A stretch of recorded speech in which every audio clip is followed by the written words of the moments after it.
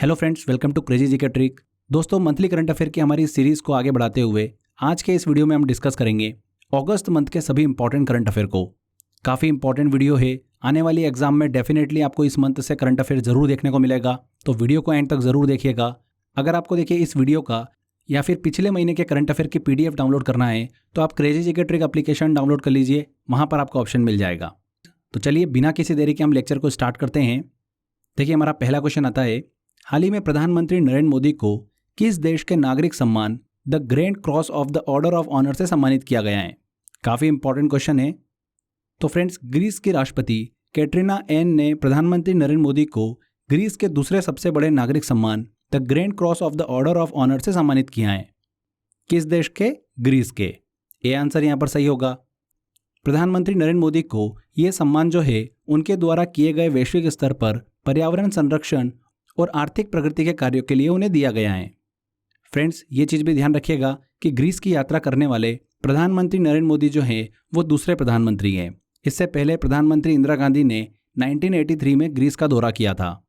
The grand cross of the order of honour की बात करते हैं तो ग्रीस का दूसरा सबसे बड़ा नागरिक पुरस्कार है, जिसकी स्थापना 1975 में की गई थी। ध्यान रखिएगा। चलिए नेक्स्ट क्वेश्चन की तरफ चलते हैं। इंडिया स्मार्ट सिटी पुरस्कार 2022 में बेस्ट नेशनल स्मार्ट सिटी का अवार्ड किस शहर को प्रदान किया गया है? तो फ्रेंड्स, हाल ही में केंद्र सरकार ने चौथे इंडिया स्मार्ट सिटी पुरस्कार 2022 की घोषणा की है, जिसमें इंडिया स्मार्ट सिटी पुरस्कार 2022 में मध्य प्रदेश के इंदौर शहर को बेस्ट नेशनल स्मार्ट सिटी का अवार्ड जो है वो प्रदान किया गया है। इंदौर के बाद देखिए बेस्ट नेशनल स्मार्ट सिटी की कैटेगरी में गुजरात का शहर सूरत आता है और तीसरे नंबर पर आता है उत्तर प्रदेश का शहर आगरा। तो ये क्रम ध्यान रखिएगा।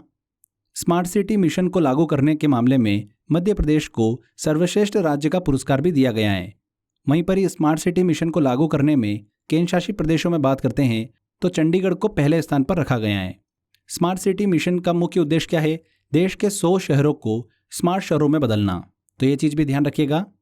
यहाँ पर डी आंसर बिल्कुल सही होगा, इंदौर। दोस्तों, आगे बढ़ने से पहले आप सभी के लिए इंपॉर्टेंट अपडेट है। अगर आप देखिए क्रेजी जीके ट्रिक के फाउंडेशन कोर्स लेना चाहते हैं तो आप हमारी रूट एप्लीकेशन डाउनलोड कर सकते हैं, जहां पर आपको GS फाउंडेशन कोर्स आरंभ मिलता है। इसी के साथ साथ मैथ्स, रीजनिंग, इंग्लिश और एग्जाम वाइज भी देखिए आपको कंप्लीट यहां पर पैकेज देखने को मिलता है। अगर आपने अभी तक रूट एप्लीकेशन डाउनलोड नहीं करी है तो डाउनलोड कर सकते हैं, मैंने डिस्क्रिप्शन बॉक्स में लिंक दे रखा है। ये सारे कोर्सेज जो है to the point exam oriented बनाए गए हैं। डेफिनेटली इन कोर्स की हेल्प से आप अपने फाइनल सिलेक्शन तक पहुँच सकते हो, तो एक बार एप्लीकेशन डाउनलोड करके ज़रूर देखिएगा। चलिए आगे बढ़ते हैं। नेक्स्ट क्वेश्चन आता है, राष्ट्रीय अंतरिक्ष दिवस किस दिन मनाया जाएगा? तो फ्रेंड्स, 23 अगस्त को हर साल राष्ट्रीय अंतरिक्ष दिवस मनाने की हाल ही में प्रधानमंत्री ने घोषणा करी है। 23 अगस्त को ही भारत के चंद्रयान 3 मिशन ने चंद्रमा पर सॉफ्ट लैंडिंग की थी। इसी के चलते 23 अगस्त को राष्ट्रीय अंतरिक्ष दिवस के रूप में मनाने की घोषणा की गई है। इस दिवस को मनाने के पीछे उद्देश्य क्या है? बच्चों और युवाओं में विज्ञान के प्रति रुचि को बढ़ावा देना। इसी के साथ साथ प्रधानमंत्री नरेंद्र मोदी ने चंद्रयान 3 मिशन के तहत लैंडर विक्रम जहां पर उतरा था उस पॉइंट को भी नाम दिया है। क्या नाम दिया है? शिव शक्ति। तो ये चीज़ भी ध्यान रखिएगा, शिव शक्ति पॉइंट। यहां पर देखिए बी आंसर सही होगा, 23 अगस्त।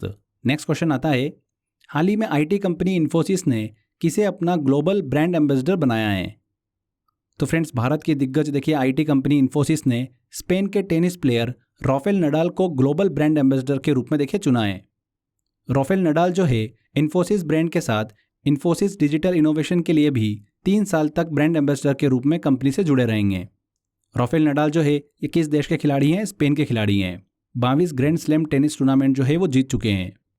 यहाँ पर देखिए हमने इन्फोसिस की बात करी तो इन्फोसिस की स्थापना कब हुई थी? 1981 में इन्फोसिस की स्थापना हुई थी। इसके संस्थापक कौन हैं? NR नारायण मूर्ति। वर्तमान में अगर हम इसके CEO और MD की बात करते हैं तो कौन है? सलील पारिक हैं। ये चीज़ भी आप ध्यान रखिएगा। नेक्स्ट क्वेश्चन आता है, वेरी वेरी इंपॉर्टेंट क्वेश्चन है, आने वाली एग्जाम में डेफिनेटली ये क्वेश्चन पूछा जाएगा। वर्ल्ड एथलेटिक्स चैंपियनशिप में गोल्ड जीतने वाले पहले भारतीय कौन बने हैं? तो फ्रेंड्स, कौन बने हैं? नीरज चोपड़ा। भारतीय देखिए जेवलिन थ्रोअर नीरज चोपड़ा ने हंगरी की राजधानी बुडापेस्ट में आयोजित वर्ल्ड एथलेटिक्स चैंपियनशिप 2023 में गोल्ड मेडल जो है वो अपने नाम किया है। इसी के साथ साथ वो वर्ल्ड एथलेटिक्स चैंपियनशिप में स्वर्ण पदक जीतने वाले पहले भारतीय बन गए हैं। पिछले साल 2022 देखिए वर्ल्ड एथलेटिक्स चैंपियनशिप में नीरज चोपड़ा ने रजत पदक जो है वो अपने नाम किया था। अगर हम बात करते हैं कि वर्ल्ड एथलेटिक्स चैंपियनशिप में पहली बार पदक किसने जीता था? वो जीता था 2003 वर्ल्ड एथलेटिक्स चैंपियनशिप में अंजू बेबी जॉर्ज ने। लॉन्ग जंप में उन्होंने कांस्य पदक जो है वो अपने नाम किया था। तो ध्यान रखिएगा फ्रेंड्स, वर्ल्ड एथलेटिक्स चैंपियनशिप में गोल्ड जीतने वाले पहले भारतीय कौन बन गए हैं? नीरज चोपड़ा बन गए हैं। यहाँ पर देखिए, हम बार बार वर्ल्ड एथलेटिक्स चैंपियनशिप की बात कर रहे हैं, तो ये चैंपियनशिप जो है हर 2 सालों में आयोजित की जाती हैं। इस साल ध्यान रखिएगा, हंगरी की राजधानी बुडापेस्ट में देखिए इसका आयोजन किया गया। और जो नेक्स्ट वर्ल्ड एथलेटिक्स चैंपियनशिप होना है 2025 में, उसका आयोजन कहाँ पर किया जाएगा? टोक्यो, जापान में।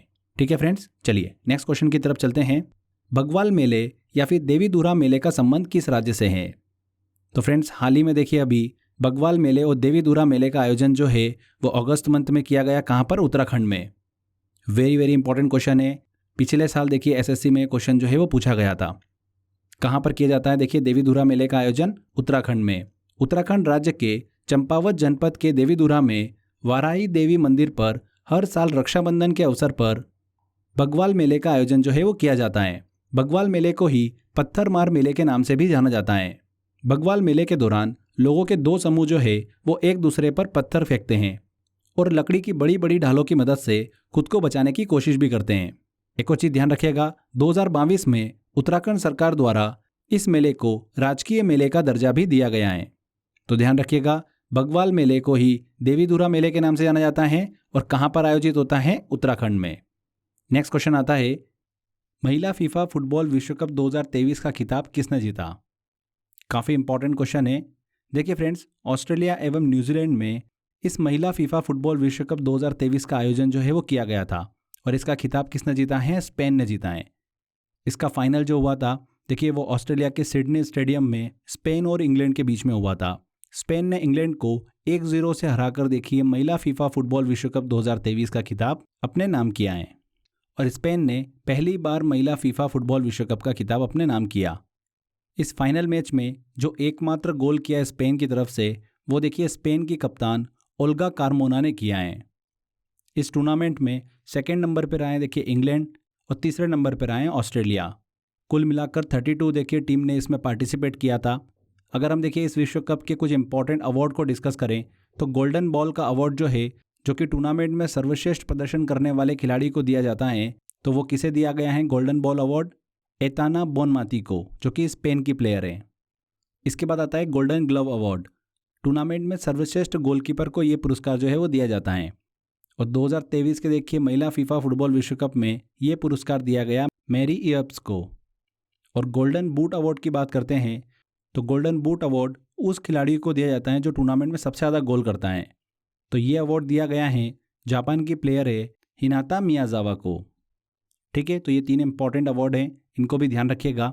फीफा महिला विश्व कप की बात करते हैं तो हर 4 साल में देखिए इसका आयोजन किया जाता है। इसकी स्थापना कब हुई थी? 1991 में इसकी स्थापना हुई थी और 1991 में इसका खिताब जीता था अमेरिका ने। मतलब इसका पहला खिताब अमेरिका ने अपने नाम किया था। अगर हम पिछले फीफा वर्ल्ड कप की बात करते हैं जो कि 2019 में हुआ था, उसका खिताब भी अमेरिका ने अपने नाम किया था। अमेरिका जो है वो सबसे ज़्यादा बार महिला फीफा विश्व कप जीतने वाला देश है। ठीक है फ्रेंड्स, तो महिला फीफा फुटबॉल विश्व कप 2023 का खिताब जीता है स्पेन ने। नेक्स्ट क्वेश्चन की तरफ चलते हैं। चंद्रमा के दक्षिणी ध्रुव पर उतरने वाला पहला देश कौन सा है? तो फ्रेंड्स, कौन सा देश है? भारत। भारत के चंद्रयान 3 मिशन ने चंद्रमा के दक्षिणी ध्रुव पर 23 अगस्त को सफलतापूर्वक सॉफ्ट लैंडिंग की। इसके साथ ही चंद्रमा के दक्षिणी ध्रुव पर उतरने वाला भारत जो है वो पहला देश बन गया है और भारत चांद पर पहुंचने वाला रूस, अमेरिका और चीन के बाद दुनिया का चौथा देश भी बन गया है। इसमें देखिए कुछ और भी इंफॉर्मेशन है, जैसे कि इस चंद्रयान 3 मिशन को किस व्हीकल से लॉन्च किया गया था? तो लॉन्च व्हीकल था मार्क 3, जिसे LV-M3 के नाम से भी जाना जाता है।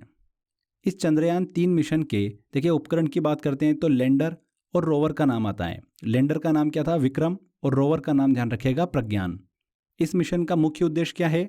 चंद्रमा के दक्षिणी ध्रुव पर भूकंप, सतह की गर्मी का अध्ययन करना, पानी की खोज करना, खनिज और मिट्टी की जानकारी प्राप्त करना। ठीक है फ्रेंड्स, तो चंद्रमा के दक्षिणी ध्रुव पर उतरने वाला पहला देश कौन सा है? भारत है। अगला क्वेश्चन आता है, 15वें ब्रिक्स शिखर सम्मेलन का आयोजन किस देश में किया गया? तो फ्रेंड्स, 15वें ब्रिक्स शिखर सम्मेलन का आयोजन जो है वो दक्षिण अफ्रीका के जोहान्सबर्ग में 22 से 24 अगस्त के बीच में किया गया।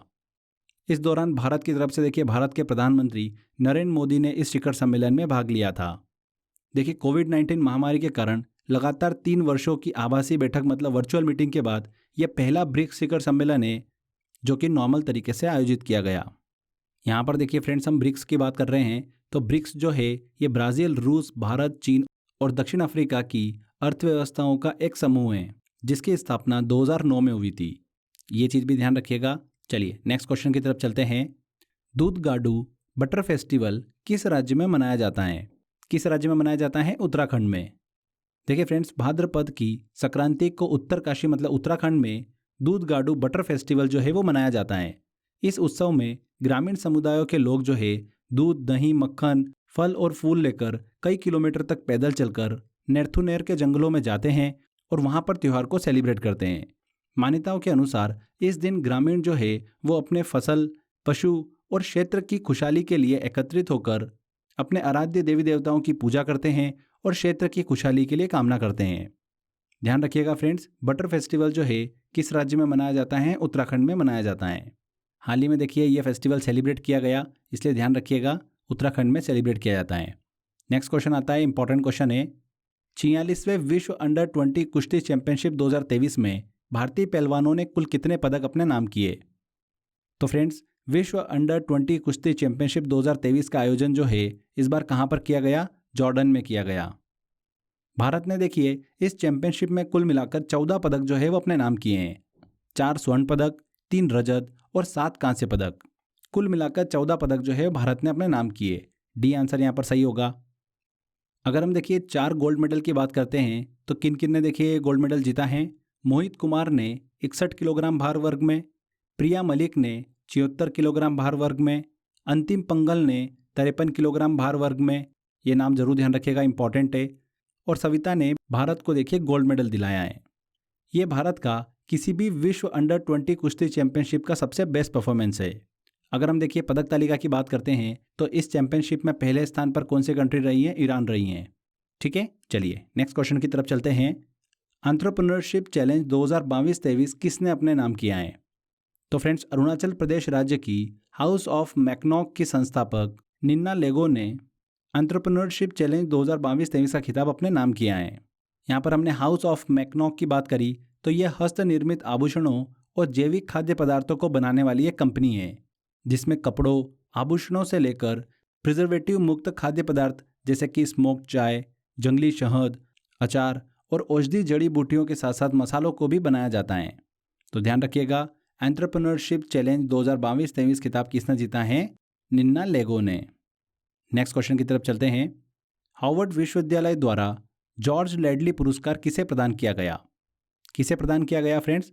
भारतीय मूल के इंडो अमेरिकी अर्थशास्त्री राज चेट्टी को हार्वर्ड यूनिवर्सिटी द्वारा जॉर्ज लैडली पुरस्कार जो है वो प्रदान किया गया है। जॉर्ज लैडली पुरस्कार जो है ये विज्ञान में योगदान के लिए दिया जाता है। ध्यान रखिएगा, राज चेट्टी को यह पुरस्कार जो है वो दिया गया है। A answer.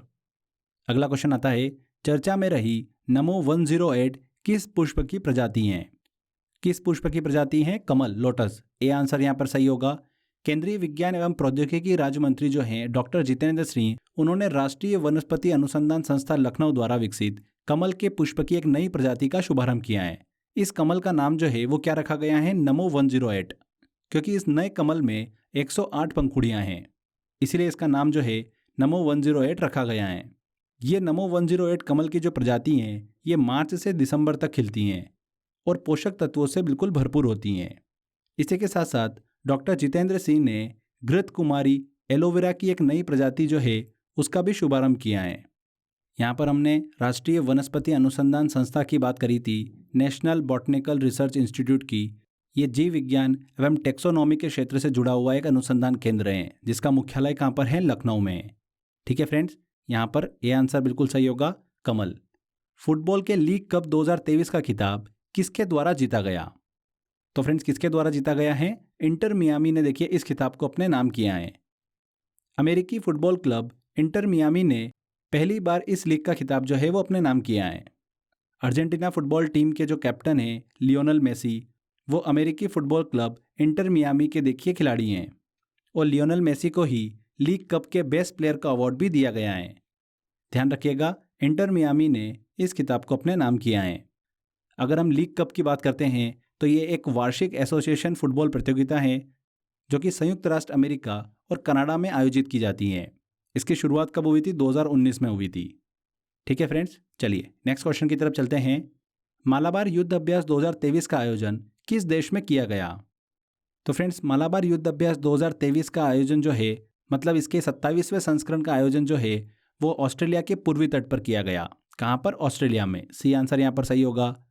ये युद्ध अभ्यास जो है क्वाड देश भारत, जापान, अमेरिका और ऑस्ट्रेलिया के मध्य में आयोजित किया जाता है।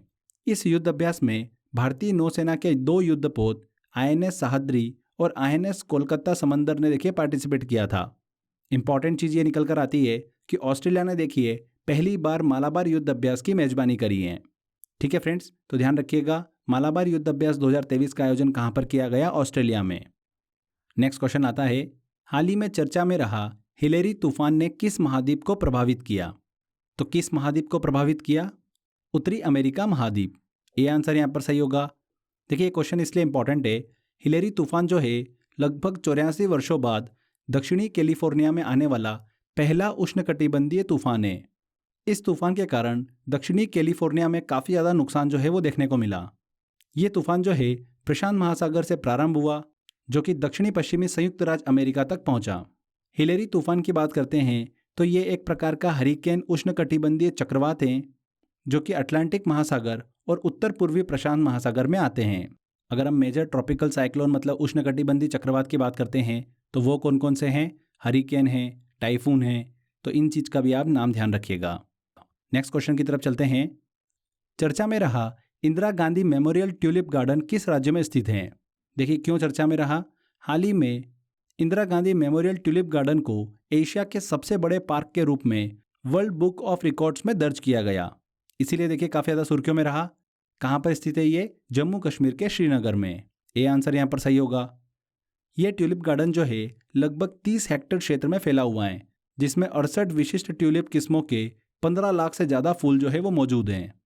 इस ट्यूलिप गार्डन का उद्घाटन जो है वो कब हुआ था? 2007 में हुआ था। यहाँ पर हम ट्यूलिप गार्डन की बात करें तो ट्यूलिप गार्डन का मतलब ही होता है फूल, मतलब फूलों का उद्यान। ध्यान रखिएगा, Indira Gandhi memorial tulip garden कहाँ पर स्थित है? जम्मू कश्मीर में। नेक्स्ट क्वेश्चन आता है, चेस वर्ल्ड कप 2023 का खिताब इनमें से किसने जीता है? इंपॉर्टेंट क्वेश्चन है।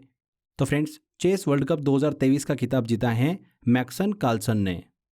इन्होंने फाइनल में भारत के ग्रैंड मास्टर R प्रागनंदा को हराकर चेस वर्ल्ड कप 2023 का खिताब अपने नाम किया है। यहाँ पर हमने R प्रागनंदा की बात करी तो ये भारत के 52वें ग्रैंड मास्टर बने थे 2018 में। किस राज्य से बिलोंग करते हैं? तमिलनाडु से। ठीक है, ये चीज़ ध्यान रखिएगा। चेस वर्ल्ड कप की बात कर रहे हैं तो इसका आयोजन किसके द्वारा किया जाता है? इंटरनेशनल चेस फेडरेशन के द्वारा। इसकी शुरुआत कब हुई थी? वर्ष 2000 में इसकी शुरुआत हुई थी। ध्यान रखिएगा, 2023 का खिताब जीता है मैग्नस कार्लसन ने। D answer. चर्चा में रही छड़ी मुबारक का संबंध भारत की किस यात्रा से है? तो फ्रेंड्स, किस यात्रा से है? अमरनाथ यात्रा से। जम्मू कश्मीर के उपराज्यपाल मनोज सिन्हा ने श्रीनगर के श्री अमरेश्वर मंदिर में छड़ी मुबारक की पूजा की। छड़ी मुबारक एक चांदी की छड़ी है जो कि विश्व प्रसिद्ध अमरनाथ यात्रा से जुड़ी हुई हैं। ऐसा माना जाता है कि इस छड़ी में भगवान शिव की अलौकिक शक्तियां हैं। हर साल इस पवित्र छड़ी को जम्मू कश्मीर के विभिन्न मंदिरों में पूजा पाठ करते हुए अमरनाथ की गुफा तक ले जाया जाता है। हाल ही के दिनों में छड़ी मुबारक जो है ये देखिए सुर्खियों में रही। ध्यान रखिएगा, अमरनाथ यात्रा से संबंधित है। नेक्स्ट क्वेश्चन की तरफ चलते हैं। भारतीय निर्वाचन आयोग ने किस खिलाड़ी को निर्वाचन आयोग का नेशनल आइकॉन बनाया है? तो किस खिलाड़ी को बनाया है? देखिए सचिन तेंदुलकर को। सचिन तेंदुलकर को नेशनल आइकॉन बनाने का मुख्य उद्देश्य क्या है? चुनावों में युवाओं की भागीदारी को बढ़ाना। ध्यान रखिएगा इस चीज़ को। यहाँ पर हमने देखिए भारतीय निर्वाचन आयोग की बात करी तो भारत में राष्ट्रपति, उपराष्ट्रपति, राज्यपाल, लोकसभा, विधानसभा इन सब के चुनाव कराने के लिए एक स्वतंत्र निकाय है जिसका गठन कब हुआ था? 25 जनवरी 1950 को हुआ था। ध्यान रखिएगा, हाल ही में सचिन तेंदुलकर को भारतीय निर्वाचन आयोग का नेशनल आइकन बनाया गया है। नेक्स्ट क्वेश्चन की तरफ चलते हैं। थाईलैंड का नया प्रधानमंत्री इनमें से किसे नियुक्त किया गया? तो फ्रेंड्स देखिए, थाईलैंड के पूर्व प्रधानमंत्री थॉक्सिन शिनावात्रा को भ्रष्टाचार के मामले में 8 साल की सजा होने के बाद थॉक्सिन शिनावात्रा के स्थान पर फुथाई पार्टी के सदस्य नेता श्रेथा थाविसिन को थाईलैंड का नया प्रधानमंत्री चुना गया है। श्रेथा थाविसिन जो है ये थाईलैंड देश के 30वें प्रधानमंत्री बने हैं। ए आंसर यहाँ पर सही होगा। नेक्स्ट क्वेश्चन आता है, स्वच्छ वायु सर्वेक्षण 2023 में प्रथम स्थान पर कौन सा शहर रहा है? तो फ्रेंड्स, केंद्रीय प्रदूषण नियंत्रण बोर्ड द्वारा जारी की गई स्वच्छ वायु सर्वेक्षण 2023 में 10 लाख से अधिक आबादी वाले शहरों में मध्य प्रदेश राज्य का इंदौर शहर जो है वो पहले स्थान पर रहा है। ए आंसर यहाँ पर सही होगा। इंदौर के बाद दूसरे स्थान पर आगरा और तीसरे स्थान पर ठाणे को रखा गया है। तो ये क्रम ध्यान रखिएगा। यहाँ पर हमने स्वच्छ वायु सर्वेक्षण की बात करी, तो इसके द्वारा विभिन्न स्थानों और शहरों में वायु गुणवत्ता का आकलन किया जाता है और वायु प्रदूषण के कारण मानव स्वास्थ्य पर पड़ने वाले प्रभावों के बारे में पता लगाया जाता है। हाल ही में देखिए स्वच्छ वायु सर्वेक्षण 2023 रिपोर्ट जो है वो जारी की गई, जिसमें इंदौर शहर जो है वो पहले स्थान पर रहा है। नेक्स्ट क्वेश्चन आता है, 11वीं एशियन जूनियर विशु चैंपियनशिप में भारत ने कुल कितने पदक अपने नाम किए हैं? तो फ्रेंड्स, 11वीं एशियन जूनियर विशु चैंपियनशिप का आयोजन कहाँ पर किया गया? चीन के मकाऊ में। और इस प्रतियोगिता में भारत ने देखिए 2 स्वर्ण, 1 रजत और 6 कांस्य पदक के साथ कुल 9 पदक जो है वो अपने नाम किए हैं। यहाँ पर ए आंसर बिल्कुल सही होगा। इस चैंपियनशिप में रमेश मुंडा और ध्रुव ने स्वर्ण पदक और राहुल कुमार ने रजत पदक जो है वो अपने नाम किए हैं। एशियन जूनियर विशु चैंपियनशिप की बात करते हैं तो इसकी शुरुआत कब हुई थी? 2001 में इसकी शुरुआत हुई थी और इसके प्रथम आयोजन का विजेता जो रहा था वो कौन रहा था? वियतनाम रहा था। ये चीज़ भी ध्यान रखिएगा। चलिए नेक्स्ट क्वेश्चन की तरफ चलते हैं। एनजीटी राष्ट्रीय हरित न्यायाधिकरण नेशनल ग्रीन ट्रिब्यूनल का नया अध्यक्ष किसे नियुक्त किया गया है? तो फ्रेंड्स देखिए, सबसे पहले हम एनजीटी की बात करते हैं तो नेशनल ग्रीन ट्रिब्यूनल भारत में एक वैधानिक निकाय है जो पर्यावरण संरक्षण और अन्य प्राकृतिक संसाधनों से संबंधित मामलों के शीघ्र निपटान से संबंधित हैं। इसकी स्थापना कब हुई थी? 8 अक्टूबर 2010 को इसकी स्थापना हुई थी, जिसका मुख्यालय कहाँ पर है? नई दिल्ली में। हाल ही में एनजीटी का अध्यक्ष जो है वो न्यायमूर्ति प्रकाश श्रीवास्तव को बनाया गया है। कलकत्ता उच्च न्यायालय के पूर्व मुख्य न्यायाधीश न्यायमूर्ति प्रकाश श्रीवास्तव को। ये आंसर यहाँ पर सही होगा। नेक्स्ट क्वेश्चन की तरफ चलते हैं। हाल ही में प्रसिद्ध सांख्यिकीविद CR राव का निधन हो गया। इन्हें सांख्यिकी का अंतर्राष्ट्रीय पुरस्कार किस वर्ष प्रदान किया गया था? वेरी वेरी इंपॉर्टेंट क्वेश्चन है। देखिए, CR राव को वर्ष 2023 में सांख्यिकी का अंतर्राष्ट्रीय पुरस्कार जो है वो दिया गया था। हाल ही में भारत के विश्व प्रसिद्ध सांख्यिकीविद व गणितज्ञ भारतीय सांख्यिकी संस्थान के पूर्व निदेशक CR राव, जिनका पूरा नाम है कल्याणपुड़ी राधाकृष्णन राव, इनका देखिए 102 वर्ष की आयु में न्यूयॉर्क में निधन हो गया। इन्हें भारत सरकार द्वारा 1968 में पद्म भूषण और 2001 में पद्म विभूषण से भी सम्मानित किया जा चुका है। वेरी वेरी इंपॉर्टेंट है, ध्यान रखिएगा। प्रसिद्ध सांख्यिकीविद CR राव का निधन हो गया। इन्हें सांख्यिकी का अंतर्राष्ट्रीय पुरस्कार दिया गया था 2023 में। पुरुष एशियाई हॉकी चैंपियंस ट्रॉफी 2023 का खिताब किसने जीता? काफ़ी इंपॉर्टेंट क्वेश्चन है। तो भारत और मलेशिया के बीच में देखिए चेन्नई के मेयर राधाकृष्णन स्टेडियम में इसका फाइनल मुकाबला जो है वो खेला गया था। भारत ने मलेशिया को हराकर पुरुष एशियाई चैंपियंस ट्रॉफी 2023 का खिताब जो है वो अपने नाम किया है। इस चैंपियंस ट्रॉफी का आयोजन जो है देखिए 3 अगस्त से 12 अगस्त के बीच में चेन्नई में किया गया, जिसमें एशिया की 6 हॉकी टीमों ने पार्टिसिपेट किया था। भारत, कोरिया गणराज्य, मलेशिया, पाकिस्तान, जापान और पीपुल्स रिपब्लिक ऑफ चाइना ने। यहाँ पर ध्यान दीजिएगा, भारत ने देखिए चौथी बार एशियाई हॉकी चैंपियंस ट्रॉफी का खिताब अपने नाम किया है। कितनी बार? चौथी बार। इस एशियाई चैंपियनशिप में देखिए भारतीय टीम के कप्तान कौन थे? हरमनप्रीत सिंह थे। अगर हम एशियाई चैंपियंस ट्रॉफी की बात करते हैं तो एशियाई हॉकी महासंघ द्वारा देखिए प्रतिवर्ष आयोजित की जाने वाली एक ट्रॉफी है। इसकी शुरुआत कब हुई थी? 2011 में हुई थी और 2011 में देखिए इसका विजेता भारत बना था। अगर हम पिछले साल की बात करते हैं 2022 की, तो विजेता कौन रहा था? दक्षिण कोरिया रहा था। ठीक है, चलिए नेक्स्ट क्वेश्चन की तरफ चलते हैं। 77वें स्वतंत्रता दिवस की थीम क्या थी?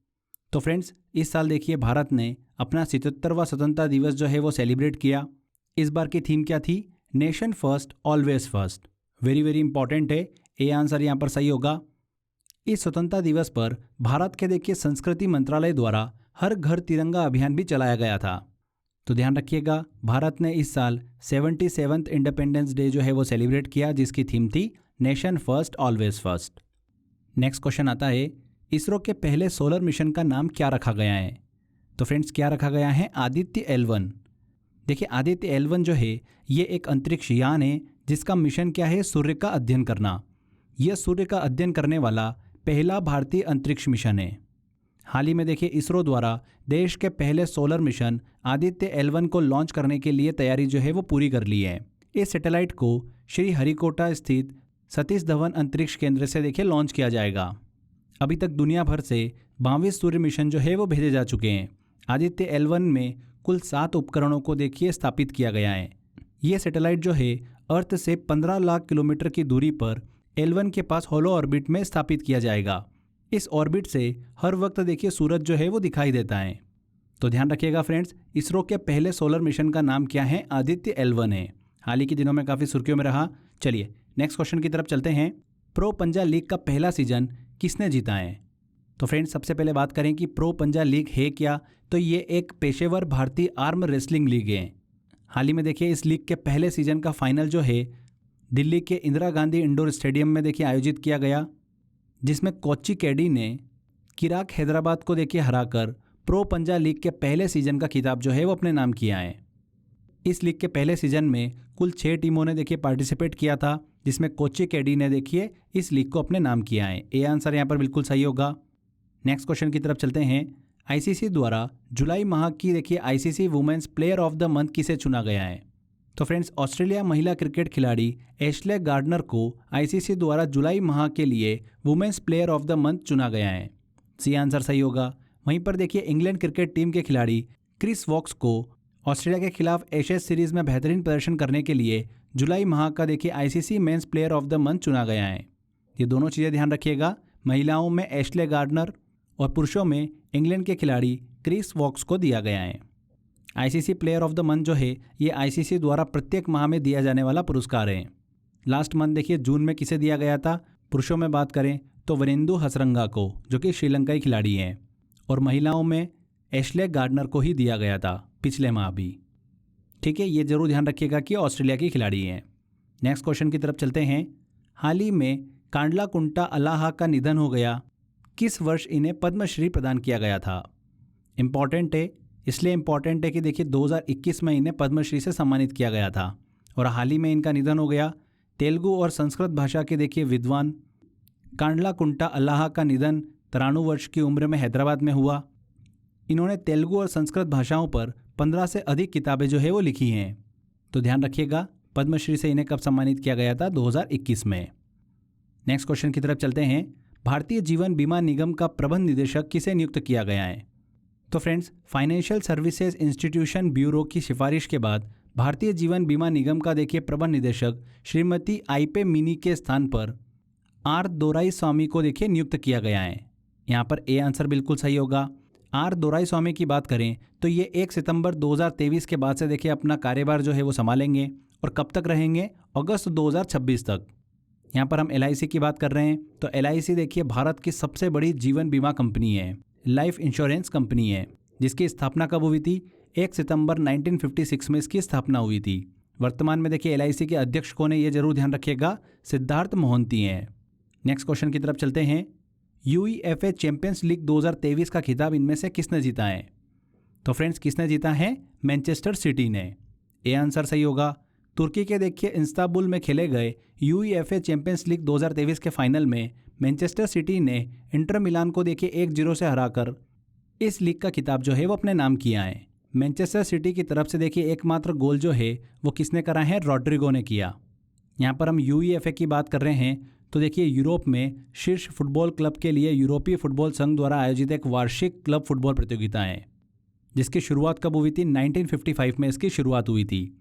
अगर हम देखिए पिछले साल की बात करें तो इसका विजेता कौन रहा था? रियल मैड्रिड रहा था 2022 में। 2023 में कौन रहा है? मैनचेस्टर सिटी रहा है। A answer. नेक्स्ट क्वेश्चन आता है, इंपॉर्टेंट क्वेश्चन है। भारत की पहली लॉन्ग रेंज रिवॉल्वर प्रबल किसके द्वारा निर्मित की गई है? किसके द्वारा निर्मित की गई है? देखिए advanced weapon and equipment India Kanpur के द्वारा। ए आंसर सही होगा। हाल ही में देखिए इसको 18 अगस्त को लॉन्च किया गया। इसे गवर्नमेंट ऑनरशिप वाली company advanced weapon and equipment India limited Kanpur के द्वारा निर्मित किया गया है। इसके अनुसार प्रबल की जो मारक क्षमता है वो देश में बनी सभी रिवॉल्वरों से अच्छी हैं। तो ध्यान रखिएगा देश की पहली लॉन्ग रेंज रिवॉल्वर जो है जिसका नाम प्रबल है, किसके द्वारा निर्मित किया गया है? Advance weapon and equipment India के द्वारा। नेक्स्ट क्वेश्चन आता है, हाल ही में चर्चा में रहा माया क्या है? इंपॉर्टेंट क्वेश्चन है, देखिए काफ़ी ज़्यादा सुर्खियों में रहा। तो भारत ने देखिए एक नया कंप्यूटर ऑपरेटिंग सिस्टम जो है वो तैयार किया है, जिसका नाम क्या रखा है? माया रखा है। माया ऑपरेटिंग सिस्टम जो है एक फ्री और ओपन सोर्स ऑपरेटिंग सिस्टम है। अगर हम इस ऑपरेटिंग सिस्टम की बात करें तो यह फायरवॉल और एंटी मेलवेयर एंटीवायरस की तरह काम करता है। यह यूज़र और इंटरनेट के बीच एक वर्चुअल लेयर बनाता है जिसमें हैकर जो है वो घुस नहीं पाते हैं। भारत के रक्षा मंत्रालय ने मंत्रालय के सभी कंप्यूटरों में माइक्रोसॉफ्ट ऑपरेटिंग सिस्टम को माया ऑपरेटिंग सिस्टम के साथ देखिए बदलने का फैसला किया है, जिसका उद्देश्य क्या है? साइबर अपराधियों द्वारा मेलवेयर हमलों को रोकना। काफ़ी ज़्यादा सुर्खियों में था, ध्यान रखिएगा माया क्या है? एक ऑपरेटिंग सिस्टम है। नेक्स्ट क्वेश्चन आता है, ये भी वेरी वेरी इंपॉर्टेंट क्वेश्चन है। राष्ट्रपति द्रौपदी मुर्मू ने हाल ही में कोलकाता में विंध्यागिरी युद्धपोत को लॉन्च किया। इसे किस प्रोजेक्ट के तहत बनाया गया है? तो फ्रेंड्स, राष्ट्रपति द्रौपदी मुर्मू ने 17 अगस्त को कोलकाता में प्रोजेक्ट 17A के तहत विंध्यागिरी जहाज को देखिए लॉन्च किया है। इसका नाम जो है कर्नाटक में एक पर्वत श्रृंखला के नाम पर रखा गया है। विंध्यागिरी जो है ये प्रोजेक्ट 70A का देखिए छठा जहाज है। प्रोजेक्ट 70A की बात करते हैं तो इसके तहत देखिए MDL द्वारा 4 और GRAC द्वारा 3 जहाज जो है वो बनाए जाने हैं। कुल मिलाकर 7 जहाज जो है वो निर्मित किए जाएंगे इस प्रोजेक्ट के थ्रू, 17A के थ्रू। और इसी श्रृंखला का देखिए छठा जहाज जो है विंध्यागिरी हाल ही में लॉन्च किया गया है। इस परियोजना के पहले 5 जहाज जो है तारागिरी, उदयगिरी, दूनागिरी, नीलगिरी और हिमगिरी जो है वो लॉन्च किए जा चुके हैं। इन सभी जहाज़ों के नाम जो है भारत की पर्वत श्रृंखलाओं के नाम पर रखे गए हैं। ध्यान रखिएगा फ्रेंड्स, विंध्यागिरी युद्धपोत को हाल ही में लॉन्च किया गया। किस प्रोजेक्ट के तहत देखिए इन्हें निर्मित किया जा रहा है? प्रोजेक्ट 17A के तहत। नेक्स्ट क्वेश्चन आता है, खेल महारण का संबंध किस राज्य से है? किस राज्य से देखिए संबंधित है? असम से संबंधित है। हाल ही के दिनों में असम के मुख्यमंत्री हेमंत बिस्वा शर्मा के अनुसार राज्य सरकार जो है नवंबर महीने में खेल महारण नामक देखिए कार्यक्रम आयोजित करने का प्लान कर रही है। इस पहल का देखिए मुख्य उद्देश्य क्या है? राज्य के युवाओं के बीच विभिन्न प्रकार के खेलों को लोकप्रिय बनाना। इस कार्यक्रम के द्वारा राज्य को जमीनी स्तर पर खेल से संबंधित प्रतिभाओं की पहचान करने में मदद मिलेगी। साथ ही में खिलाड़ियों को राज्य सरकार जो है वो विशेष प्रशिक्षण और आर्थिक सहायता भी प्रदान करेगी। ध्यान रखिएगा, खेल महारण का संबंध है असम से। नेक्स्ट क्वेश्चन आता है, स्वतंत्रता दिवस 2023 के अवसर पर कितने पुलिसकर्मियों को पुलिस पदक से सम्मानित किया गया? तो कितने पुलिसकर्मियों को? 954। सी आंसर यहाँ पर सही होगा। इसमें देखिए एक CRPF कर्मी को राष्ट्रपति पुलिस पदक, 229 पुलिसकर्मियों को वीरता के लिए पुलिस पदक, 82 पुलिसकर्मियों को विशिष्ट सेवा के लिए राष्ट्रपति पुलिस पदक और 642 को सराहनीय सेवा के लिए पुलिस पदक से सम्मानित किया गया है। कुल मिलाकर 954। नेक्स्ट क्वेश्चन की तरफ चलते हैं। हाल ही में राष्ट्रपति द्रौपदी मुर्मू ने सशस्त्र बलों और केंद्रीय सशस्त्र पुलिस बलों के कर्मियों के लिए कुल कितने वीरता पुरस्कारों की घोषणा की है? इंपॉर्टेंट क्वेश्चन है। तो फ्रेंड्स, राष्ट्रपति द्रौपदी मुर्मू ने 14 अगस्त को सशस्त्र बलों और केंद्रीय सशस्त्र पुलिस बलों CAPF के कर्मियों के लिए 4 कीर्ति चक्र और 11 शौर्य चक्र समेत 76 वीरता पुरस्कारों को मंजूरी दी है। कितनी? 76। देखिए फ्रेंड्स, अशोक चक्र के बाद कीर्ति चक्र और शौर्य चक्र जो है भारत के दूसरे और तीसरे सबसे बड़े शांतिकालीन वीरता पुरस्कार हैं। ठीक है फ्रेंड्स, वीरता पुरस्कारों की हमने बात करी तो देखिए युद्धकालीन सर्वोच्च वीरता पुरस्कार की बात करते हैं तो कौन से होते हैं? परमवीर चक्र, महावीर चक्र और वीर चक्र। शांतिकालीन सर्वोच्च वीरता पुरस्कार की बात करते हैं तो उसमें नंबर आता है देखिए अशोक चक्र, कीर्ति चक्र और शौर्य चक्र।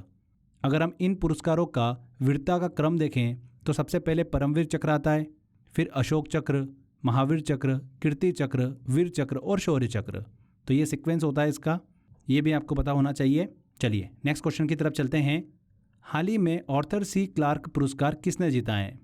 तो फ्रेंड्स, ये पुरस्कार जो है यूनाइटेड किंगडम में दिया जाता है। ये जो पुरस्कार है ये विज्ञान से संबंधित उपन्यास के लिए प्रदान किया जाता है। इसकी शुरुआत कब हुई थी? 1987 में इसकी शुरुआत हुई थी।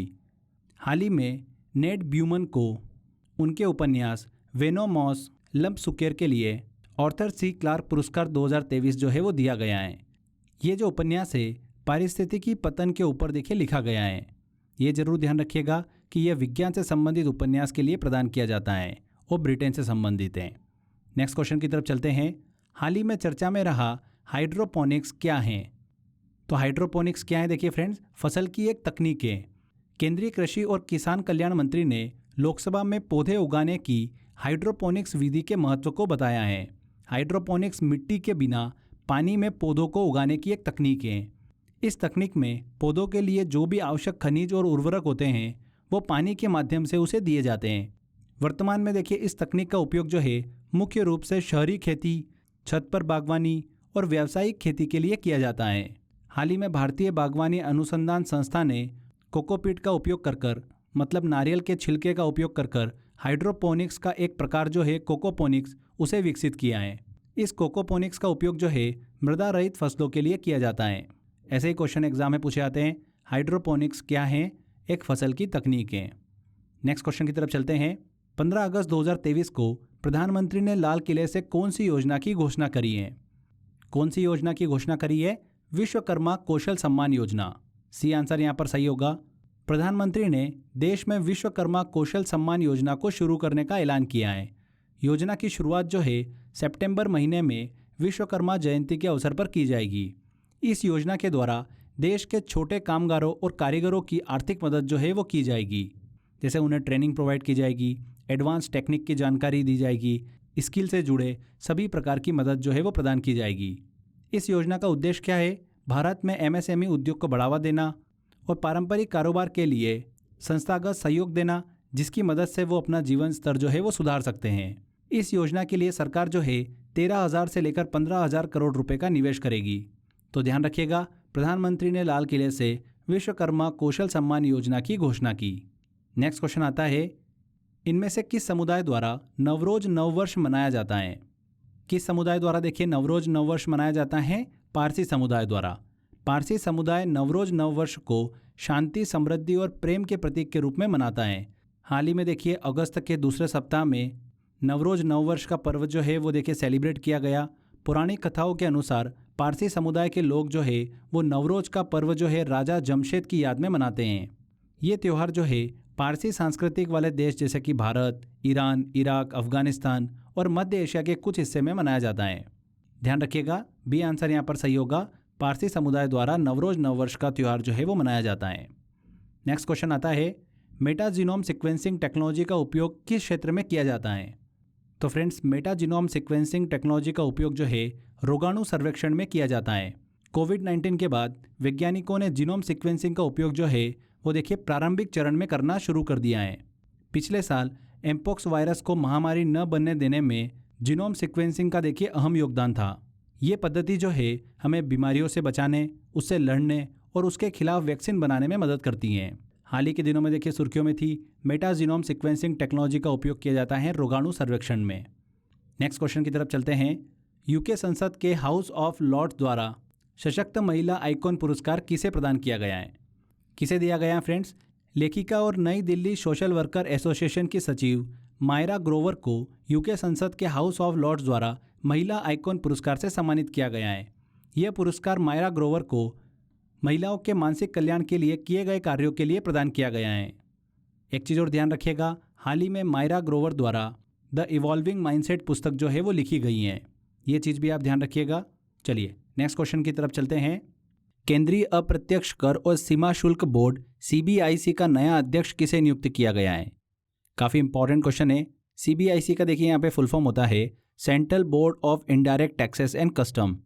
ठीक है, इसकी स्थापना कब हुई थी? 1 जनवरी 1964 को इसकी स्थापना हुई थी। केंद्रीय अप्रत्यक्ष कर और सीमा शुल्क बोर्ड जो है वित्त मंत्रालय, भारत सरकार के राजस्व विभाग का ही एक हिस्सा है। हाल ही में देखिए फ्रेंड्स, संजय कुमार अग्रवाल को CBIC का नया अध्यक्ष जो है वो नियुक्त किया गया है। इन्होंने किनका स्थान लिया है? विवेक जौहरी का स्थान लिया है। इस बोर्ड की बात करते हैं तो इसमें देखिए एक अध्यक्ष होता है जिसकी सहायता के लिए 6 सदस्य होते हैं। ये जो बोर्ड होता है ये कर नीति, सीमा शुल्क, आयकर और करदाताएं सेवाएं GST, अनुपालन प्रबंधन और सतर्कता को देखते हैं। तो ध्यान रखिएगा, हाल ही में केंद्रीय अप्रत्यक्ष कर और सीमा शुल्क बोर्ड CBIC का नया अध्यक्ष नियुक्त किया गया है संजय कुमार अग्रवाल को। नेक्स्ट क्वेश्चन आता है, हाल ही में पुस्तकालय महोत्सव 2023 का आयोजन कहाँ पर किया गया? तो फ्रेंड्स, कहाँ पर किया गया? देखिए, पुस्तकालय महोत्सव 2023 का आयोजन किया गया नई दिल्ली में। ये महोत्सव जो था ये 2 दिवसीय महोत्सव था जिसका देखिए उद्घाटन किसने किया था? भारत की राष्ट्रपति द्रौपदी मुर्मू ने। इस महोत्सव का आयोजन जो है देखिए भारत के संस्कृति मंत्रालय द्वारा किया गया। इसका उद्देश्य क्या है? भारत में पुस्तकालयों के आधुनिकीकरण और डिजिटलीकरण पर चर्चा की शुरुआत करना। तो ध्यान रखिएगा, नई दिल्ली में देखिए पुस्तकालय महोत्सव 2023 का आयोजन किया गया। नेक्स्ट क्वेश्चन आता है, काफ़ी इंपॉर्टेंट क्वेश्चन है, बहुत ज़्यादा देखिए सुर्खियों में रहा। लूना 25 मिशन का संबंध किस देश से है? तो फ्रेंड्स देखिए लूना 25 मिशन का संबंध है रशिया से, रूस। सी आंसर यहाँ पर सही होगा। रूसी अंतरिक्ष एजेंसी रोस्कोस्मोस ने अपना चंद्रयान मिशन देखिए लूना 25 जो है हाल ही में 11 अगस्त को लॉन्च किया। रूस इससे पहले देखिए 1976 में चांद पर मिशन लूना 24 उतार चुका है। 1976 के बाद देखिए कोई भी रशिया ने देखिए मून मिशन लॉन्च नहीं किया था। हाल ही में देखिए अभी लूना 25 जो है रशिया ने लॉन्च किया है। यहाँ पर ध्यान रखिएगा, लूना 25 मिशन का संबंध है रशिया से। नेक्स्ट क्वेश्चन की तरफ चलते हैं, बहुत ही इंपॉर्टेंट क्वेश्चन है। हाल ही में राजस्थान में नवीन 3 संभाग और 17 जिलों के गठन के बाद संभाग और जिलों की संख्या कितनी हो गई है? तो रिसेंटली फ्रेंड्स राजस्थान के अंदर 3 संभाग और 17 जिलों के गठन के बाद वहाँ पर कुल संख्या देखिए संभाग की कितनी हो गई हैं? 10 हो गई हैं और जिलों की संख्या हो गई हैं 50। राजस्थान में सीकर, बांसवाड़ा और पाली ये 3 नए संभागों का गठन किया गया है। इसी के साथ साथ 17 नए जिलों का भी गठन किया गया। इन नए जिलों की देखिए ज़रूरतों को पूरा करने के लिए 2000 करोड़ रुपए के बजट का प्रावधान भी किया गया है। ध्यान दीजिएगा, राजस्थान में देखिए संभाग की संख्या कितनी हो गई है? 10 और जिलों की संख्या मतलब डिस्ट्रिक्ट की संख्या हो गई है 50। यहाँ पर बी आंसर बिल्कुल सही होगा। नेक्स्ट क्वेश्चन की तरफ चलते हैं। देश का पहला ऑटोनॉमस अंडर वाटर व्हीकल का नाम क्या है? तो फ्रेंड्स देखिए देश का पहला ऑटोनॉमस अंडर वाटर व्हीकल का नाम है निराक्षी। डी आंसर यहाँ पर बिल्कुल सही होगा। इसका निर्माण जो है कोलकाता स्थित GRSE ने किया है, Garden Reach Shipbuilders and Engineers ने। इस अंडर वाटर व्हीकल को पानी के अंदर खुद से चलने वाली रोबोटिक पनडुब्बी कहा जा सकता है। GRSE के अनुसार ये पूरी तरीके से देखिए स्वदेशी ऑटोनॉमस अंडर वाटर व्हीकल है, जिसे बंगाल की खाड़ी में उतारा गया है। इससे देखिए फ़ायदे क्या क्या होंगे? यह समुद्री आक्रमण पर नज़र रखेगा। इसका उपयोग जो है साइंटिफिक रिसर्च के लिए भी किया जाएगा। तो ध्यान रखिएगा फ्रेंड्स, देश का पहला ऑटोनॉमस अंडर वाटर व्हीकल का नाम क्या है? निराक्षी है। नेक्स्ट क्वेश्चन की तरफ चलते हैं। देश का पहला यूनिटी मॉल किस राज्य में बनाया जाएगा? काफ़ी इंपॉर्टेंट क्वेश्चन। देश का पहला यूनिटी मॉल जो है वो मध्य प्रदेश के उज्जैन में बनाया जाएगा। केंद्र सरकार द्वारा हर राज्य में एक यूनिटी मॉल खोलने का निर्णय लिया गया है, जिसके तहत पहला यूनिटी मॉल जो है वो मध्य प्रदेश के उज्जैन में देखिए खोला जाएगा। हाल ही में देखिए इसे मंजूरी दी गई। केंद्र सरकार द्वारा यूनिटी मॉल के लिए 284 करोड़ रुपए मंजूर किए गए हैं। ये यूनिटी मॉल जो है 1 डिस्ट्रिक्ट 1 प्रोडक्ट, हस्तशिल्प उत्पाद एवं स्थानीय उत्पादकों के प्रमोशन और बिक्री के लिए 1 स्टॉप प्लेस के रूप में कार्य करेगा। मतलब यहाँ पर उस राज्य के सभी स्थानीय उत्पाद जो है वो अवेलेबल हो पाएंगे। तो ध्यान रखिएगा, देश का पहला यूनिटी मॉल जो है वो किस राज्य में बनाया जाएगा? मध्य प्रदेश के उज्जैन में। नेक्स्ट क्वेश्चन आता है, नेशनल हैंडलूम डे राष्ट्रीय हथकरघा दिवस कब मनाया जाता है? तो फ्रेंड्स राष्ट्रीय हथकरघा दिवस जो है वो हर साल 7 अगस्त को मनाया जाता है। इस साल देखिए 9वां राष्ट्रीय हथकरघा दिवस जो है वो मनाया गया। राष्ट्रीय हथकरघा दिवस जो है इसको मनाने की शुरुआत 2015 में हुई थी। इस दिन को मनाने के लिए 7 अगस्त का दिन ही क्यों चुना गया? क्योंकि 7 अगस्त 1905 को स्वदेशी आंदोलन की शुरुआत हुई थी। ये दिवस जो है देश में हथकरघा उद्योग मतलब हैंडलूम इंडस्ट्री को सशक्त बनाने और दुनिया भर में हैंडलूम की पहचान बनाने के उद्देश्य से मनाया जाता है। अगर हम देश के कुछ देखिए प्रमुख हथकरघा मतलब हैंडलूम की बात करें तो आंध्र प्रदेश की कलमकारी, गुजरात की बांधनी, तमिलनाडु का कांजीवरम, महाराष्ट्र की पैठनी, मध्य प्रदेश की चंदेरी और बिहार का भागलपुरी सिल्क का नाम देखने को मिलता है। क्लियर हुआ फ्रेंड्स? तो राष्ट्रीय हथकरघा दिवस जो है हर साल 7 अगस्त को मनाया जाता है। नेक्स्ट क्वेश्चन आता है, FISU वर्ल्ड यूनिवर्सिटी गेम 2023 में भारत ने कुल कितने पदक जीते हैं? तो फ्रेंड्स देखिए FISU वर्ल्ड यूनिवर्सिटी गेम 2023 का आयोजन कहाँ पर किया गया? चाइना में। इसमें देखिए भारत की बात करते हैं तो भारत ने 11 स्वर्ण, 5 रजत और 10 कांस्य पदकों के साथ देखिए कुल मिलाकर 26 पदक जो है वो अपने नाम किए हैं। और इसी के साथ भारत जो है पदक तालिका में 7वें स्थान पर आए। यहाँ पर फ्रेंड्स पूछा जा रहा है भारत ने कुल कितने पदक जीते हैं? 26। डी आंसर सही होगा। भारत ने इस बार देखिए यूनिवर्सिटी गेम के लिए 256 खिलाड़ियों का दल जो है वो भेजा था। अगर हम पदक तालिका में देखिए टॉप 3 कंट्रीज़ की बात करें तो पहले स्थान पर चाइना रहा है, दूसरे स्थान पर जापान और तीसरे स्थान पर कोरिया रहा है। यहाँ पर हमने FISU की बात करी तो इसकी स्थापना कब हुई थी? 1949 में हुई थी। FISU जो है ये दुनिया भर के छात्रों को खेल खेलने का अवसर और प्रेरणा प्रदान करती हैं। ध्यान रखिएगा, भारत ने देखिए कुल 26 पदक अपने नाम किए हैं। नेक्स्ट क्वेश्चन की तरफ चलते हैं। मणिपुर हिंसा से प्रभावित लोगों के राहत एवं पुनर्वास के लिए उच्चतम न्यायालय ने किसकी अध्यक्षता में समिति का गठन किया है? तो फ्रेंड्स, हाल ही में मणिपुर हिंसा से प्रभावित लोगों के राहत और पुनर्वास के लिए सुप्रीम कोर्ट ने जम्मू कश्मीर उच्च न्यायालय की पूर्व मुख्य न्यायाधीश गीता मित्तल की अध्यक्षता में एक समिति का गठन किया है। ये जो समिति है ये 3 सदस्यीय समिति है। उच्चतम न्यायालय के मुख्य न्यायाधीश DY चंद्रचूड़ की अध्यक्षता वाली पीठ ने मणिपुर हिंसा के मामले की जांच के लिए 42 विशेष जांच दलों की भी घोषणा की है। तो यहाँ पर देखिए न्यायाधीश गीता मित्तल बिल्कुल सही आंसर है। नेक्स्ट क्वेश्चन आता है, नेहरू ट्रॉफी का संबंध किस खेल से है? काफ़ी इंपॉर्टेंट क्वेश्चन है। नेहरू ट्रॉफी का संबंध है नौका दौड़ से। डी आंसर यहाँ पर सही होगा। नेहरू ट्रॉफी नौका दौड़ का आयोजन जो है हर वर्ष अगस्त माह के दूसरे शनिवार को देखिए केरल की पुन्नमड़ा झील में किया जाता है। बहुत ही देखिए फेमस नौका दौड़ है ये। इस दौड़ में जो नावें होती है वो आमतौर पर देखिए सांप के आकार की होती हैं।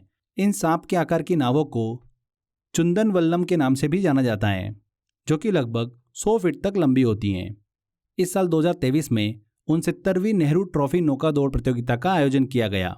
ध्यान रखिएगा, नेहरू ट्रॉफी का संबंध है नौका दौड़ से। फ्रेंड्स, एक और चीज़ ध्यान रखिएगा, नेहरू कप की अगर बात होती है तो वो फुटबॉल से संबंधित है। नेहरू ट्रॉफी जो है ये नौका दौड़ से संबंधित है। तो इन दोनों से देखिए कंफ्यूज मत होइएगा। चलिए नेक्स्ट क्वेश्चन की तरफ चलते हैं। भारत का पहला कृषि डेटा एक्सचेंज और कृषि डेटा प्रबंधन फ्रेमवर्क जो है वो किस राज्य में लॉन्च किया गया? इंपॉर्टेंट क्वेश्चन है, किस राज्य में लॉन्च किया गया? तेलंगाना में। तेलंगाना के सूचना प्रौद्योगिकी और उद्योग मंत्री के तारक रामाराव ने हैदराबाद भारत का पहला कृषि डेटा एक्सचेंज और कृषि डेटा प्रबंध फ्रेमवर्क जो है वो लॉन्च किया है। इन दोनों का उद्देश्य क्या है? तेलंगाना की खाद्य प्रणालियों में परिवर्तन लाना, साथ ही किसानों की आजीविका में भी सुधार करना है। ध्यान रखिएगा, भारत का पहला कृषि डेटा एक्सचेंज और कृषि डेटा प्रबंधन फ्रेमवर्क जो है वो किस राज्य में लॉन्च किया गया? तेलंगाना में। नेक्स्ट क्वेश्चन आता है, इंडिया स्टार्टअप फेस्टिवल 2023 का आयोजन कहाँ पर किया गया? कहाँ पर किया गया फ्रेंड्स? बेंगलुरु में। भारतीय स्टार्टअप इकोसिस्टम को बढ़ावा देने के उद्देश्य से इंडिया स्टार्टअप फाउंडेशन द्वारा 10 से 12 अगस्त के बीच में देखिए बेंगलुरु में इंडिया स्टार्टअप फेस्टिवल 2023 के दूसरे संस्करण का आयोजन किया गया। इस इंडिया स्टार्टअप फेस्टिवल 2023 में भारत, ब्रिटेन, जापान और कई अन्य देशों से 10,000 से भी अधिक स्टार्टअप को प्रदर्शित किया गया। इंपॉर्टेंट क्वेश्चन है, ध्यान रखिएगा, इंडिया स्टार्टअप फेस्टिवल 2023 का आयोजन कहाँ पर किया गया? बेंगलुरु में। नेक्स्ट क्वेश्चन आता है, विश्व आदिवासी दिवस कब मनाया जाता है? तो फ्रेंड्स, वर्ल्ड ट्राइबल डे जो है ये कब मनाया जाता है? हर साल 9 अगस्त को मनाया जाता है। 1994 से देखिए इसकी शुरुआत हुई थी। विश्व भर की आदिवासी जातियों में जागरूकता फैलाने और उनके अधिकारों के संरक्षण के उद्देश्य से विश्व आदिवासी दिवस जो है वो मनाया जाता है। ध्यान रखिएगा, 9 अगस्त को मनाया जाता है world tribal day. Next question आता है, चर्चा में रहा रोबोट बैंडिकूट का संबंध किससे है? तो फ्रेंड्स, रोबोट बैंडिकूट का इस्तेमाल जो है वो देखिए सीवर की सफाई और रखरखाव कार्यों के लिए किया जाता है। तो किससे संबंधित है? सीवर की सफाई और रखरखाव कार्यों से। सी आंसर यहाँ पर सही होगा। हाल ही में देखिए चर्चा में क्यों रहा? क्योंकि सामाजिक न्याय और आधिकारिक राज्य मंत्री श्री रामदास देखिए अठावले ने राज्यसभा में रोबोट बैंडिकूट के बारे में देखिए डिस्कशन किया था। रोबोट बैंडिकूट तकनीक का उपयोग जो है हाथ से मेला ढोने की प्रथा को खत्म करने के लिए किया जा रहा है। इस टेक्निक के थ्रू कर्मचारियों की सुरक्षा भी सुनिश्चित की जाती है। तो ध्यान रखिएगा, रोबोट बैंडिकूट जो है वो चर्चा में रहा। किससे संबंधित है? सीवर की सफाई और रखरखाव कार्यों से। हाल ही में WHO ने किस देश को ट्रेकोमा मुक्त देश घोषित किया है? तो WHO ने इराक को ट्रेकोमा मुक्त देश जो है हाल ही में घोषित किया है। WHO के अनुसार ट्रेकोमा को समाप्त करने वाला इराक जो है वो 18वां देश बन गया है। यहाँ पर हम देखिए ट्रेकोमा की बात कर रहे हैं तो ये एक नेत्र संक्रमण है, आंखों का संक्रमण है, जो कि क्लेमाइडिया ट्रोकोमेटिस जीवाणु के कारण होता है। ये जरूर ध्यान रखिएगा फ्रेंड्स, ट्रेकोमा जो है ये एक नेत्र संक्रमण है जो कि जीवाणु के कारण होता है। नेक्स्ट क्वेश्चन की तरफ चलते हैं। WTO की विश्व व्यापार सांख्यिकी समीक्षा रिपोर्ट के अनुसार व्यापारिक निर्यात के मामले में भारत का स्थान कौन सा है?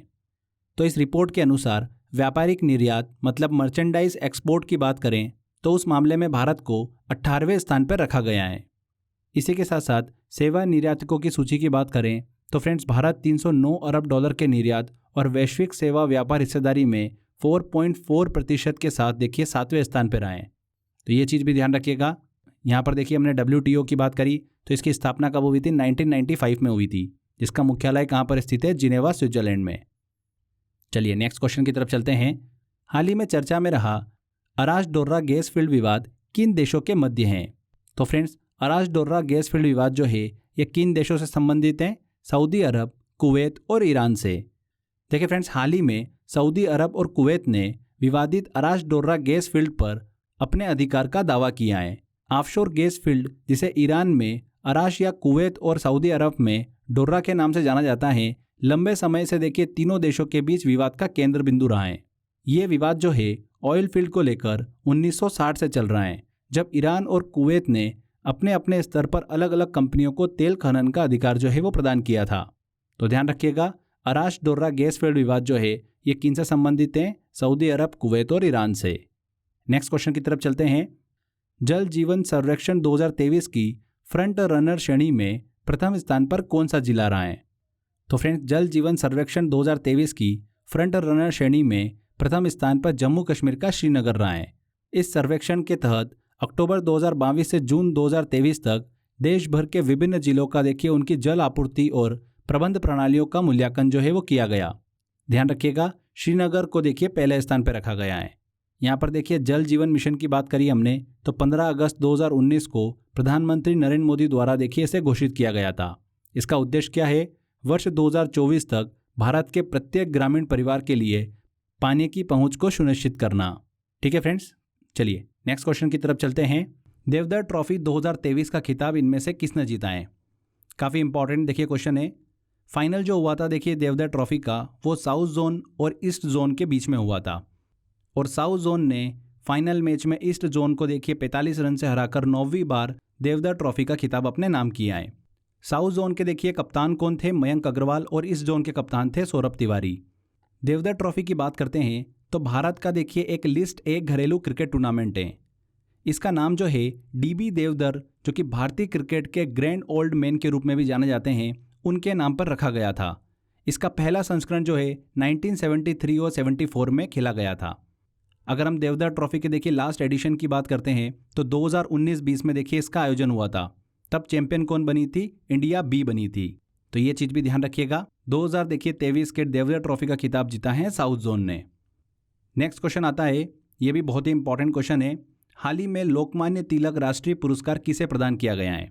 देखिए इसकी घोषणा पहले हो चुकी थी, बट हाल ही में देखिए इस पुरस्कार को प्रदान किया गया है। किसे दिया गया है? देखिए भारत के प्रधानमंत्री नरेंद्र मोदी को महाराष्ट्र के पुणे में लोकमान्य तिलक राष्ट्रीय पुरस्कार से सम्मानित किया गया है। ए आंसर यहाँ पर सही होगा। ये सम्मान जो है तिलक स्मारक मंदिर न्यास के मुख्य ट्रस्टी दीपक तिलक ने देखिए उनको प्रदान किया। ये जो पुरस्कार है ये हर वर्ष 1 अगस्त को लोकमान्य तिलक की पुण्यतिथि पर प्रदान किया जाता है। प्रधानमंत्री नरेंद्र मोदी इस पुरस्कार को प्राप्त करने वाले 41वें व्यक्ति बने। इससे पहले डॉक्टर शंकर दयाल शर्मा, प्रणब मुखर्जी, अटल बिहारी वाजपेयी, इंदिरा गांधी, मनमोहन सिंह, इनको भी देखिए ये पुरस्कार जो है वो प्रदान किया जा चुका है। लोकमान्य तिलक पुरस्कार की बात करते हैं तो इसकी शुरुआत हुई थी 1983 में। ये पुरस्कार उन व्यक्तियों को दिया जाता है जिन्होंने देश की प्रगति और विकास के लिए उल्लेखनीय और असाधारण काम किया है। ठीक है फ्रेंड्स, 2022 देखिए अगर हम लोकमान्य तिलक राष्ट्रीय पुरस्कार की बात करते हैं तो पिछले साल दिया गया था मिसाइल महिला के नाम से मशहूर वैज्ञानिक टेसी थॉमस को। टेसी थॉमस ने अग्नि 4 और अग्नि 5 मिसाइल प्रणालियों के लिए परियोजना निदेशक के रूप में कार्य किया था। तो उनके देखिए उस योगदान के लिए उन्हें 2022 लोकमान्य तिलक राष्ट्रीय पुरस्कार से सम्मानित किया गया था। 2023 में दिया गया है प्रधानमंत्री नरेंद्र मोदी को। दोनों चीज़ें ध्यान रखिएगा। नेक्स्ट क्वेश्चन की तरफ चलते हैं। हाल ही में किस राज्य के मनकुराड़ आम को GI टैग प्रदान किया गया है? तो किस राज्य के? गोवा राज्य के मनकुराड़ आम को GI टैग हाल ही में दिया गया है। मनकुराड़ आम की देखिए इस किस्म को मेलकोराडा, कोराडो और गोवा मांकुर के नाम से भी जाना जाता है। गोवा के देखिए बेबिंका को भी GI टैग प्रदान किया गया। बेबिंका एक पारंपरिक इंडो पुर्तगाली हलवा है जिसे गोवा डेजर्ट की रानी के रूप में भी जाना जाता है। ये चीज़ भी ध्यान रखिएगा। नेक्स्ट क्वेश्चन की तरफ चलते हैं। किस देश के ऑलराउंडर मोइन अली ने टेस्ट क्रिकेट से संन्यास लिया है? तो फ्रेंड्स, मोइन अली जो है ये देखिए इंग्लैंड के स्टार ऑलराउंडर प्लेयर हैं जिन्होंने हाल ही में देखिए टेस्ट क्रिकेट से संन्यास लिया है। उन्होंने एशेज के 5वें टेस्ट के आखिरी दिन देखिए खेल के बाद में ये फैसला लिया। इन्हीं के साथ साथ देखिए इंग्लैंड के एक और प्लेयर हैं स्टुअर्ट ब्रॉड, उन्होंने भी देखिए क्रिकेट के अपने करियर से संन्यास की घोषणा करी है। ये चीज़ भी आप ध्यान रखिएगा। नेक्स्ट क्वेश्चन की तरफ चलते हैं। टाटा स्टील के नए एमडी और सीईओ किसे नियुक्त किया गया है? फिर से टाटा स्टील का प्रबंध निदेशक और मुख्य कार्यपालक अधिकारी जो है मतलब सीईओ नियुक्त किया गया है। उन्हें 5 वर्षों के लिए इस पद पर नियुक्त किया गया है। इससे पहले टीवी नरेंद्रन को 2017 में कंपनी का सीईओ और प्रबंध निदेशक नियुक्त किया गया था। यहाँ पर देखिए हम टाटा स्टील की बात कर रहे हैं तो इसकी स्थापना कब हुई थी? 1907 में इसकी स्थापना हुई थी। इसे पहले देखिए टिस्को के नाम से जाना जाता था। ये एक भारत की देखिए प्रमुख इस्पात कंपनी है। तो ध्यान रखिएगा, टीवी नरेंद्रन को हाल ही में टाटा स्टील के एमडी एंड सीईओ के रूप में नियुक्त किया गया है। नेक्स्ट क्वेश्चन आता है, मेंस T20 वर्ल्ड कप 2024 का आयोजन कहां पर किया जाएगा? तो फ्रेंड्स देखिए, पुरुष T20 वर्ल्ड कप 2024 का आयोजन कहां पर किया जाएगा? वेस्ट इंडीज़ और अमेरिका में। इस टूर्नामेंट का आयोजन जो है 4 जून से लेकर 30 जून 2024 के बीच में किया जाएगा। सबसे खास बात यह होगी कि T20 वर्ल्ड कप के इतिहास में पहली बार देखिए इस टूर्नामेंट में 20 टीमें देखिए पार्टिसिपेट करेगी। ICC T20 वर्ल्ड कप की बात करते हैं तो T20 एक अंतर्राष्ट्रीय क्रिकेट चैंपियनशिप है जिसका पहला संस्करण 2007 में हुआ था और उसका विजेता कौन रहा था? भारत रहा था। ठीक है। और लास्ट देखिए T20 वर्ल्ड कप का आयोजन हुआ था 2022 में, जो कि इसका 8वां संस्करण था जिसका विजेता कौन रहा था? इंग्लैंड रहा था। चलिए नेक्स्ट क्वेश्चन की तरफ चलते हैं। एशेज सीरीज़ 2023 का आयोजन कहाँ पर किया गया? तो देखिए फ्रेंड्स, एशेज सीरीज़ जो है ये इंग्लैंड और ऑस्ट्रेलिया के मध्य खेले जाने वाली एक टेस्ट क्रिकेट प्रतियोगिता है। 2023 में देखिए इस एशेज सीरीज़ का आयोजन जो है वो कहाँ पर किया गया? इंग्लैंड में किया गया। और इसके देखिए रिजल्ट की बात करते हैं तो ये श्रृंखला जो रही है 2-2 से बराबरी पर समाप्त हुई। 2-2 से बराबरी पर देखिए समाप्त होने के बावजूद भी एशेज सीरीज़ पर कब्जा जो है वो ऑस्ट्रेलियाई टीम ने बरकरार रखा है। दोनों देशों के बीच जो पिछली एशेज सीरीज़ हुई थी उसका खिताब जो है वो ऑस्ट्रेलिया ने अपने नाम किया था। ऐसे में डिफेंडिंग चैंपियन होने के चलते एशेज ट्रॉफी जो है वो देखिए ऑस्ट्रेलिया टीम के पास ही रहेगी। ऑस्ट्रेलिया टीम ने लगातार चौथी बार एशेज ट्रॉफी जो है वो अपने पास रखी है। अगर हम देखें इस सीरीज़ के प्लेयर ऑफ द सीरीज़ की बात करते हैं तो ऑस्ट्रेलिया के मिचेल स्टार्क और इंग्लैंड के क्रिस वॉक्स को दिया गया है। तो ध्यान रखिएगा, एशेज सीरीज़ 2023 का आयोजन किया गया था इंग्लैंड में। अगला क्वेश्चन आता है, इनमें से किस राज्य में मचेल माता की वार्षिक तीर्थ यात्रा का आयोजन किया जाता है? तो फ्रेंड्स कहाँ पर किया जाता है? देखिए जम्मू कश्मीर में। जम्मू कश्मीर के किश्तवाड़ में मचेल माता तीर्थ यात्रा का आयोजन जो है वो किया जाता है। वैष्णो माता की तरह मचेल माता मंदिर के लिए भी पहाड़ों के बीच में देखिए यात्रा करनी पड़ती है। हाल ही में देखिए इस यात्रा का आयोजन हुआ है। जम्मू क्षेत्र की देखिए ये दूसरी सबसे बड़ी तीर्थ यात्रा है जिसमें एक समय में 50,000 से अधिक तीर्थ यात्री जो है वो चंडी धाम मचेल में आते हैं। वार्षिक मचेल माता यात्रा जो है ये आध्यात्मिकता की भावना का प्रतीक है और पूरे उत्तर भारत में सबसे प्रसिद्ध तीर्थ यात्राओं में से एक है। इस मचेल माता यात्रा की शुरुआत जो है 1981 में हुई थी। तो ध्यान रखिएगा, हाल ही में देखिए ये तीर्थ यात्रा जो है वो शुरू हुई थी। मचेल माता की वार्षिक तीर्थ यात्रा का संबंध है जम्मू कश्मीर से। जम्मू कश्मीर के देखिए अन्य और भी उत्सव हैं जैसे कि शिकारा महोत्सव, गुरेज महोत्सव, इनको भी आप ध्यान रखिएगा। नेक्स्ट क्वेश्चन की तरफ चलते हैं। अमेजन इंडिया का पहला फ्लोटिंग सेंटर किस राज्य में शुरू किया गया? तो अमेजन इंडिया ने जम्मू कश्मीर राज्य के श्रीनगर की डल झील पर आई हैव स्पेस प्रोग्राम के तहत देखिए देश का पहला फ्लोटिंग सेंटर स्टोर जो है वो लॉन्च किया है। यह स्टोर जो है अमेजन के डिलीवरी नेटवर्क को जोड़ता है। अमेजन ने आई हैव स्पेस प्रोग्राम जो है वो साल 2015 में लॉन्च किया था। ये लोकल स्टोर और व्यापार मालिकों के साथ पार्टनरशिप कर उनके स्टोर के देखिए 2-4 किलोमीटर के दायरे में ग्राहकों तक प्रोडक्ट पहुंचाता है। तो हाल ही में देखिए अमेजन इंडिया का पहला फ्लोटिंग सेंटर स्टोर जो है वो कहाँ पर शुरू किया गया? जम्मू कश्मीर में। तो फ्रेंड्स यहाँ पर देखिए हमारे अगस्त मंथ के सभी इंपॉर्टेंट करंट अफेयर कंप्लीट होते हैं। आई होप आपने वीडियो को ध्यान से देखा होगा। अगर आपको देखिए इस वीडियो का PDF डाउनलोड करना है या फिर आपको प्रीवियस मंथ के भी करंट अफेयर का PDF डाउनलोड करना है तो आप crazy GK trick application download कर लीजिए, वहाँ पर आपको ऑप्शन मिल जाएगा। तो फ्रेंड्स आज की बस इस वीडियो में इतना ही था। आई होप आपको वीडियो काफ़ी पसंद आया होगा। अगर अच्छा लगा है तो वीडियो को लाइक कर दीजिए, शेयर कर दीजिए और कमेंट करके ज़रूर बताइएगा कि वीडियो कैसा लगा। अगर आपने अभी तक चैनल को सब्सक्राइब नहीं करा है तो सब्सक्राइब कर लीजिए। मिलते हैं फ्रेंड्स अगले वीडियो में। Till then bye bye.